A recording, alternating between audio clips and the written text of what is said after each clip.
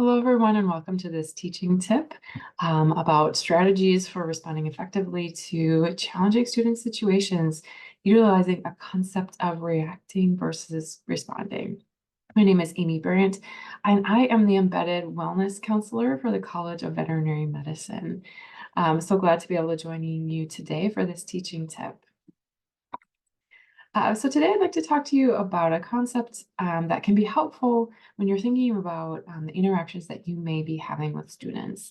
Certainly there are situations that come up in your role as an educator, as a student support, that there may be situations that come up that are challenging, where students perhaps are more activated emotionally.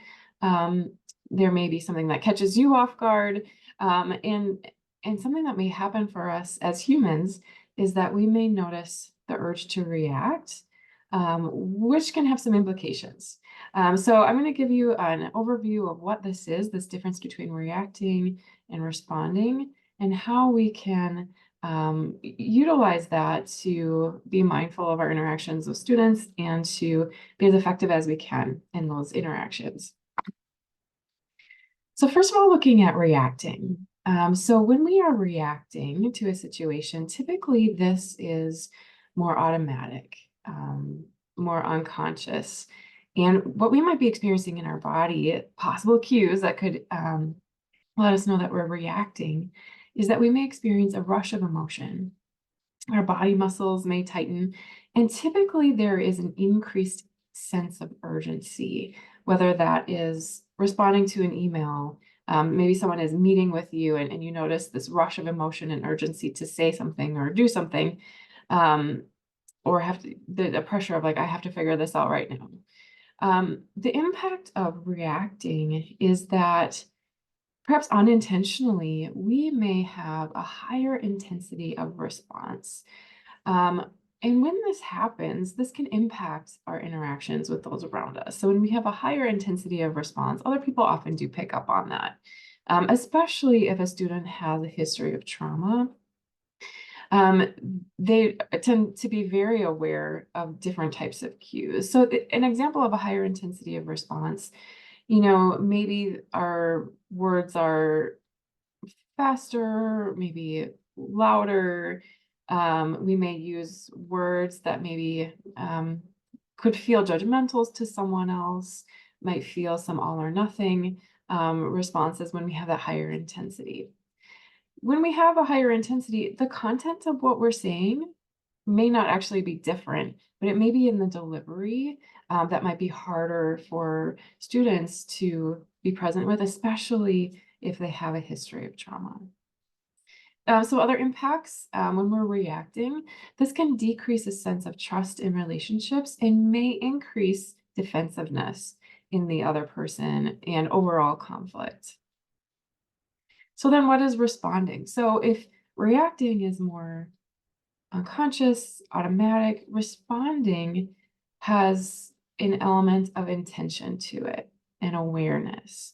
So some possible cues, what's happening in your body when you're responding is that, emotions still may be present. You may still be experiencing intense emotions, but you feel more grounded.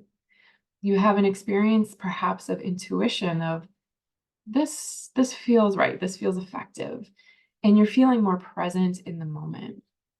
The impact of responding is that it can increase a sense of connection and trust with students.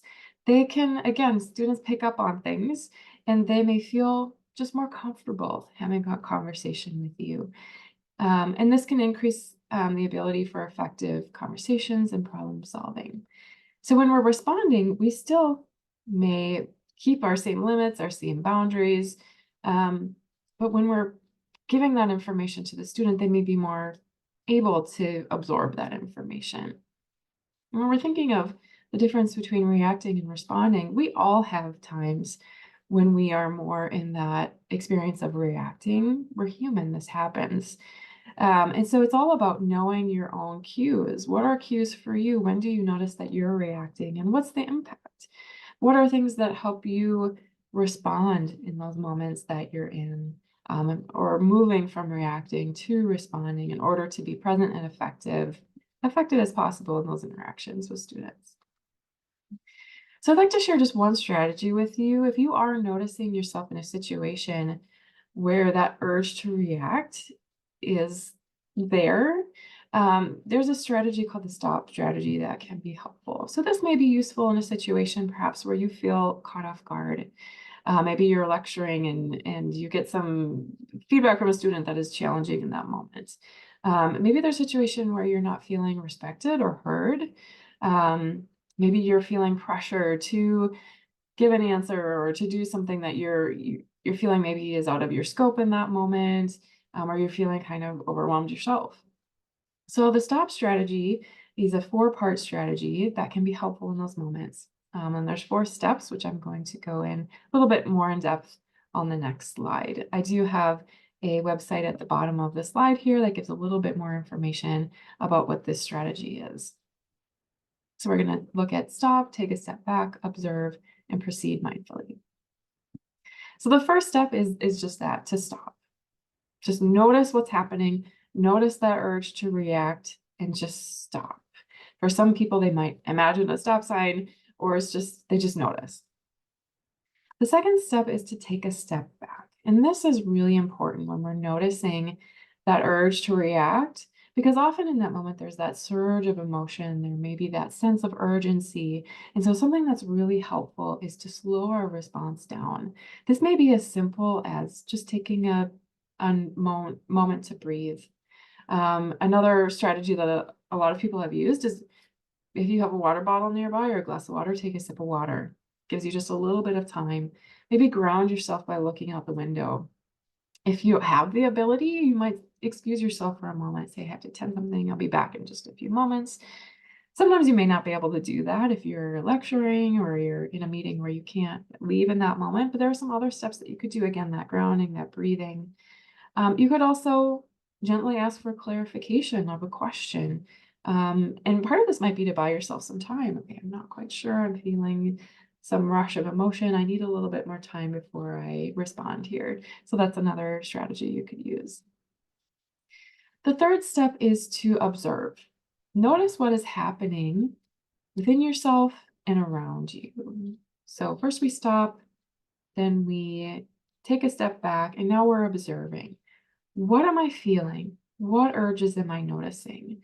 Are there any thoughts or assumptions? Am I making any assumptions about the student? Maybe things like, oh, they're not listening, they don't really care.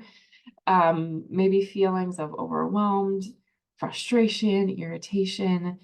Just noticing, being present, noticing what are other people doing or saying.